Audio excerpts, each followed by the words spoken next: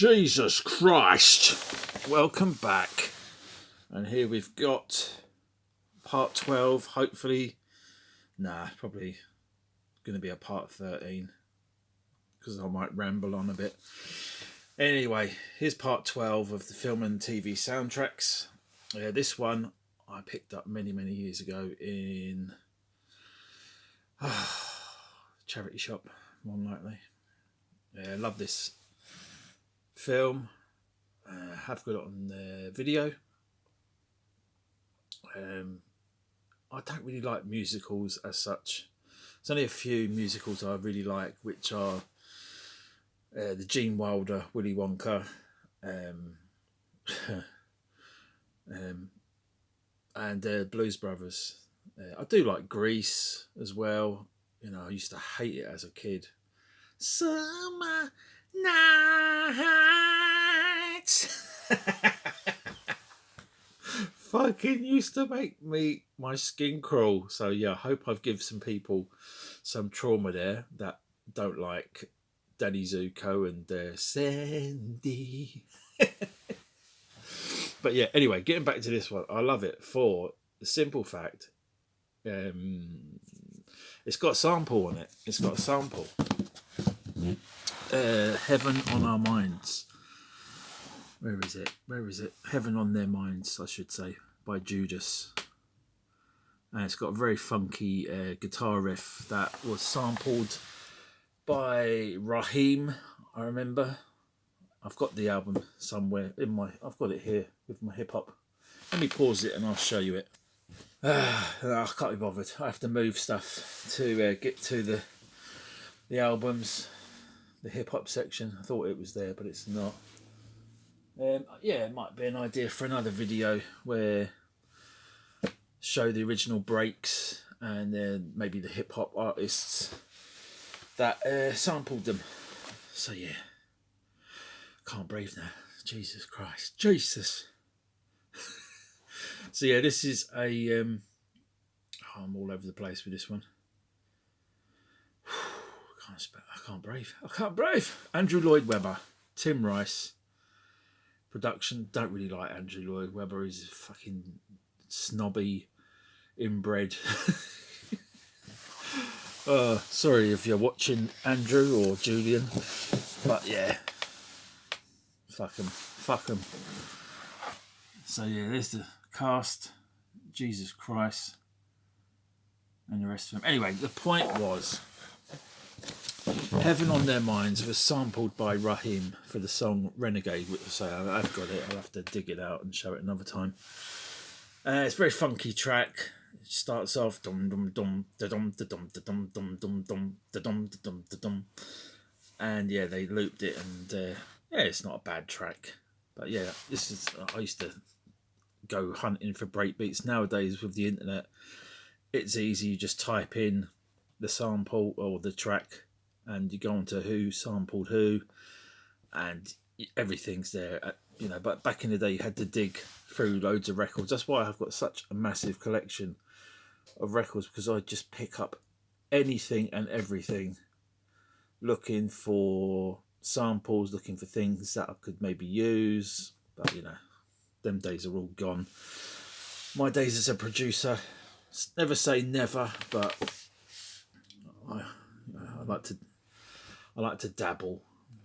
But it's never gonna amount to anything, is it?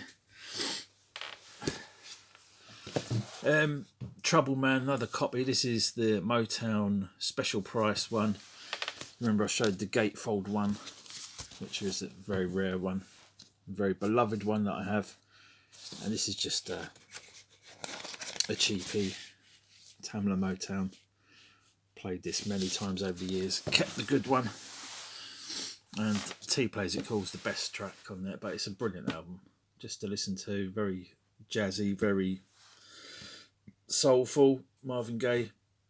If you haven't seen the film's okay, but the soundtrack is better than the film. Here's a film that will probably divide people. A lot of people do not like it. They probably like it more than Superman 4, which is a pile of shit, but a lot of people don't like this because of the comedy, the way it was, directed, and very silly. Who directed it? Let's call him out. Richard Lester. Yeah, Richard Lester messed up Superman 2, and Richard Donner done the original Superman. Richard Lester took over as director of Superman 2 because the Silkin brothers, Alexander and Ilias Salkind, Silkin, whatever.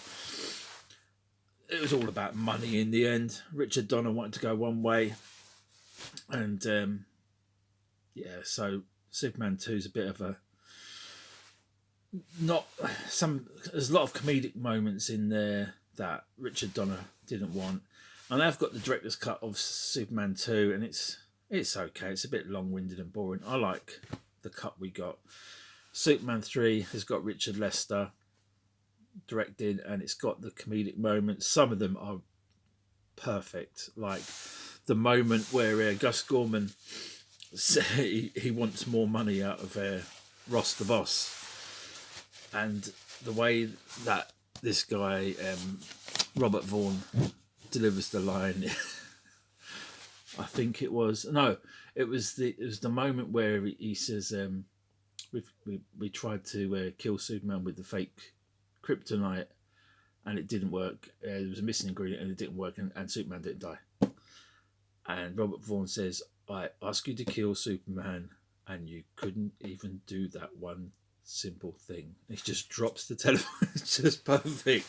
So that I like. But yeah, there is a lot of silly stuff in Superman 3. But we got Superman versus Clark Kent, an evil Superman. So I love this this film and this soundtrack, and it's got some good tracks on it that I really like. And it's got No See No Cry by Shaka Khan. Love that. That's the music that's playing as Gus Gorman pulls up in the car. There's another line that Robert Vaughn delivers. He goes like, "Oh no, he'll just keep his head low. He'll just keep taking the money, keep a low profile." And then you see Gus Gorman pulling in his sports car with Shaka Khan playing on the stereo as loud as can be. So he was a genius, but he wasn't subtle.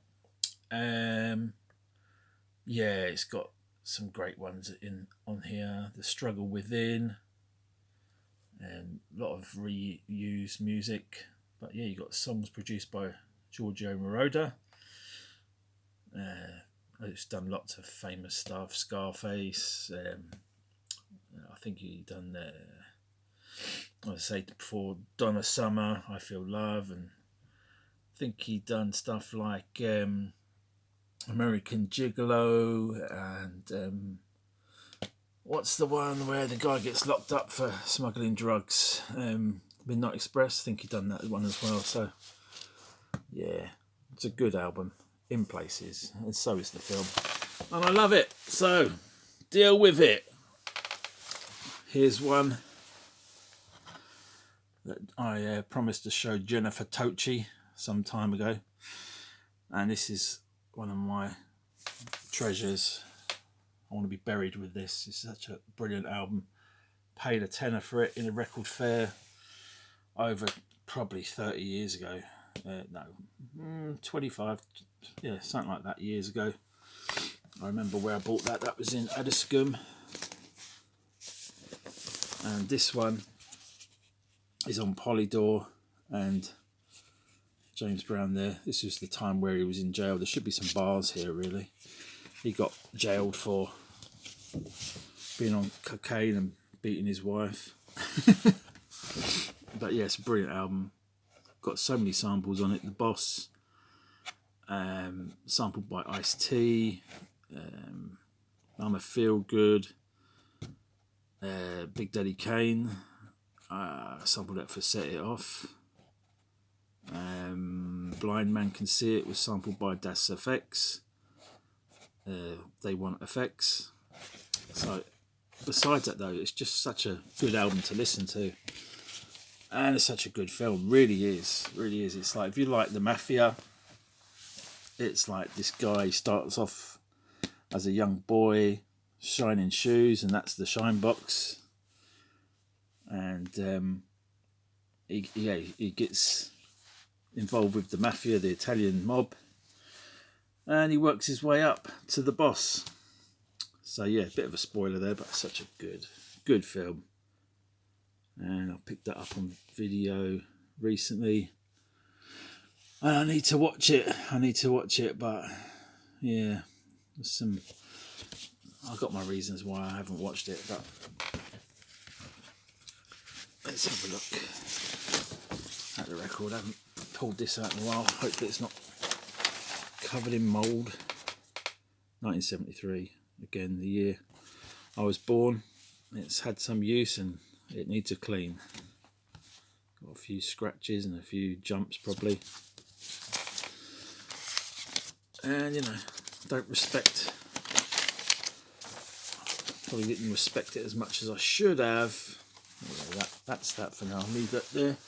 Got another copy of bloody Marvin Gaye. So yeah, this is an older copy. Again on Tamla Motown. The cover's coming apart. So it's basically the same as the last one I showed. Slightly older sleeve.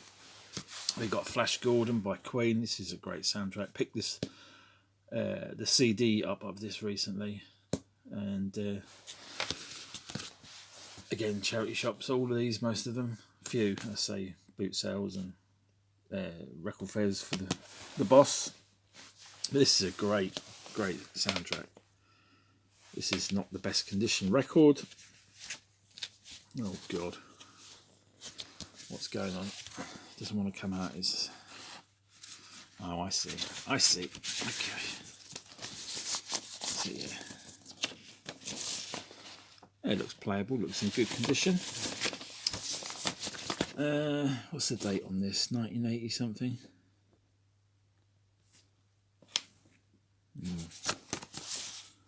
Not seeing a date.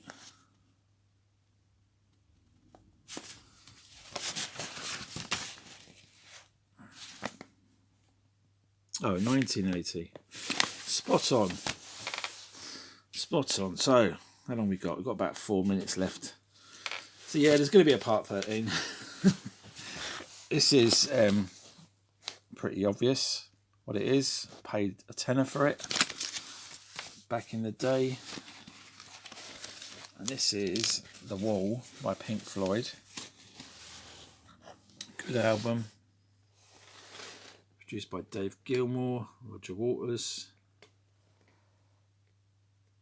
And the artwork by Gerald Scarfe, I think it is. I'm sure it says there somewhere. Yeah, Gerald Scarfe and Roger Waters. Very I like the film as well. It's got Bob Geldof in the film. Yeah, if you haven't seen it, check it out. I'm sure you'll like it. I do. Advert for Ford Puma featuring a re-edited Steve McQueen from Bullet. They've done a good job with the advert. I bought this new for a £5 back in the day from HMV. I remember picking this one up. Bullet, Bitten by the Black Dog. Album version. Conducted by Lalo Schifrin. So yeah, just got a few loose ones here. I've got the Blues Brothers. I've got First Blood. I can't remember what that is. What's that? Alien? Well, I've got Ghostbusters. Rocky 3.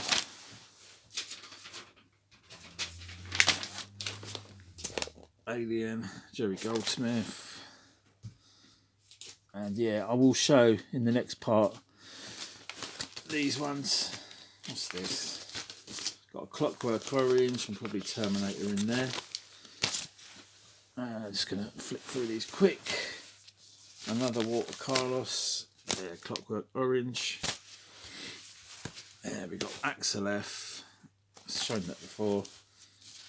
And we've got Rocky and Rocky 3 again. So yeah, I'll do a part 13.